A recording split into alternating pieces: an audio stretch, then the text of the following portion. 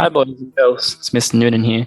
Today we're going to be reading the story of Azaria, A True History by Maree Coote.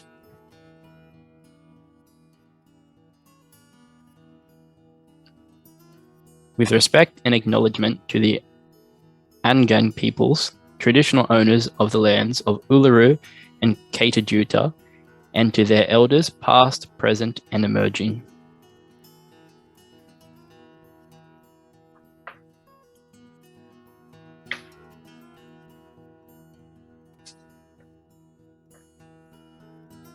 At the bottom of the world, in a wide brown land, there's a place where a giant rock rises high above the horizon.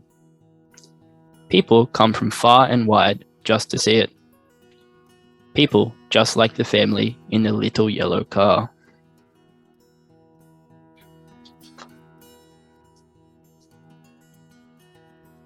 Like most visitors, their first day at the rock was filled with family fun and adventure.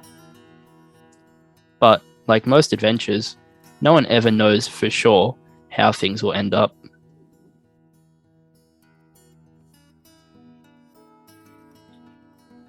You see, it was on the very night, while the family cooked a meal of beans, that a goanna took a moth for its supper. An eagle took a joey for its dinner, and the dingo took a baby.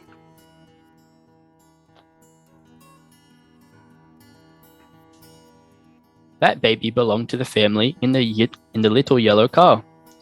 Her name was Azaria, and she smelled like warm ice cream. Her parents, who loved her very much, had tucked her in with a kiss and were just outside making friends under a starry sky.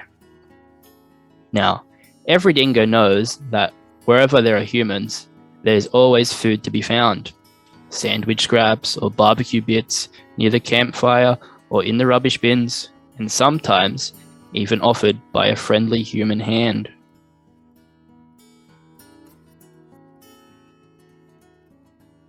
You see, some people think dingoes look just like dogs, and so they forget to be wary of dingoes. But things are not always as they seem.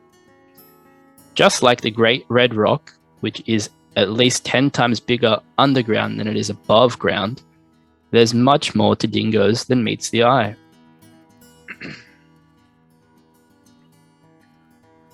They look like dogs, and sometimes they even act like pets, but they are wolf-wild ancient hunters, kings of the desert, and the dingo is not afraid of you and me. And so, catching the scent of warm ice cream on the cold night air, into the tent sniffed the dingo, as silent as the sand. Snatching the sleeping baby bundle, it vanished into the night. "Shh! I heard a baby cry," a camper said. "I heard it too," said another. "I heard a dog growl," said a third. The mother ran to the tent. But she was seconds too late. "A dingo has taken my baby," she cried, and panic cracked her heart.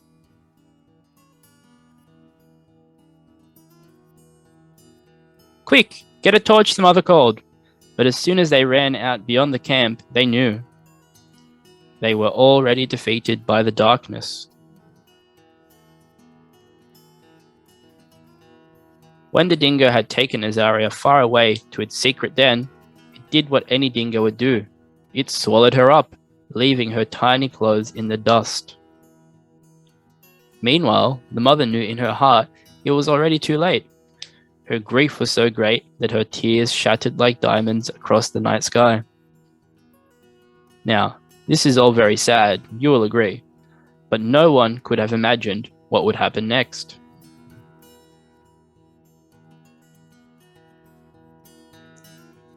First, the Nangu trackers, with their ancient knowledge of the desert, followed the dingo trail leading from the tent. Next, the baby's clothes were found, and the whole nation turned to watch, as most had never heard a story like this before.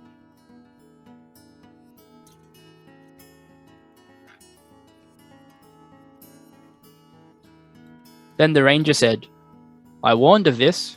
These dingoes have no fear. I've said before, we must reduce their numbers.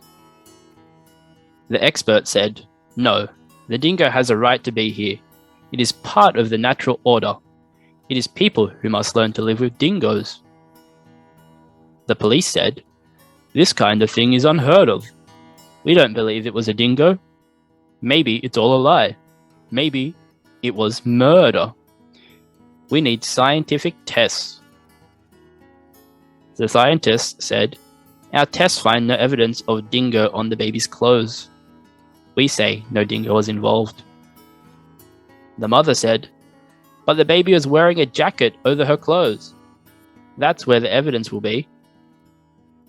The media said, do you believe her? Is the jacket a lie? Why won't she cry for the cameras? She seems unusual. Maybe she's guilty. What a story.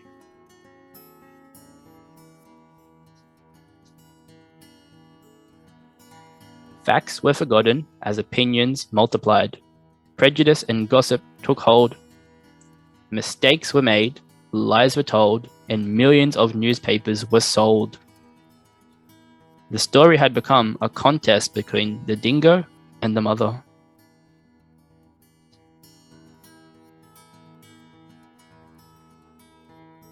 Across the nation, everyone had an opinion.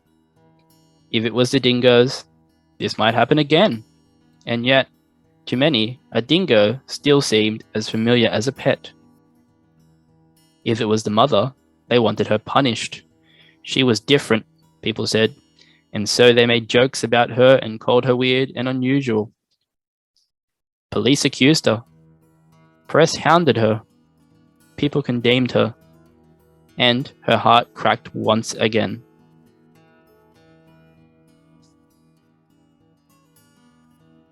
Stop blaming the dingo, or we'll lock you up, they said. Admit you're guilty, and we'll let you go. Never, said the mother. I am innocent. But inside the courtroom, they didn't believe her. She fought hard for the truth, while the whole nation watched as if it was all just a TV show. And so, amidst a perfect storm of gossip, mistakes and media, the court made its fateful decision.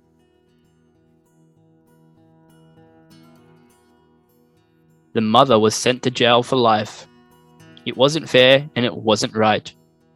How did it all go so wrong?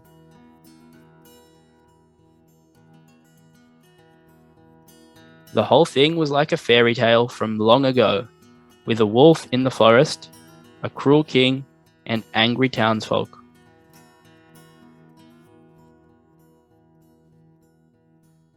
Of course, there were those who knew the truth, but they were not heard, and so it was set into history, this terrible mistake.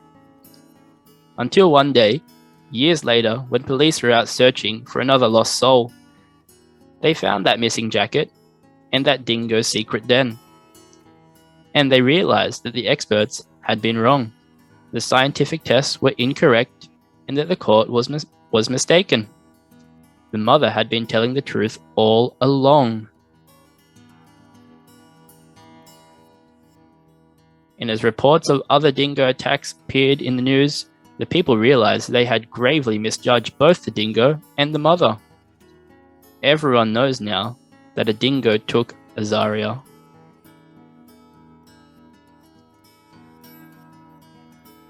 We all know now that dingoes are not tame. They can be dangerous, but they are not evil. They are just animals behaving like animals. And we know now that people are not perfect. Some like to gossip, others like to listen. And sometimes even experts get things wrong. They are just people behaving like people.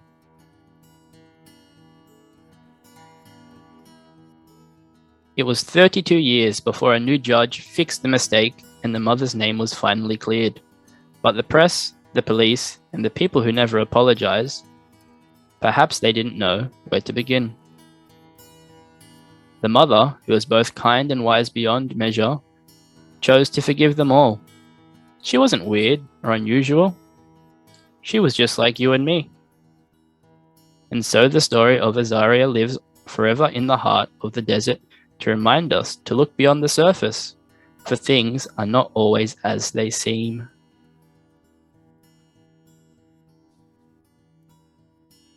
Even the truth can seem to be lost sometimes, but as we all know now, it is just waiting to be found. And that's the end of our story. I hope you guys liked it. As it said at the start, it is actually a true story. So this is something that did happen in Australia. Okay, I will see you guys next time. Hope you have a good day. Bye.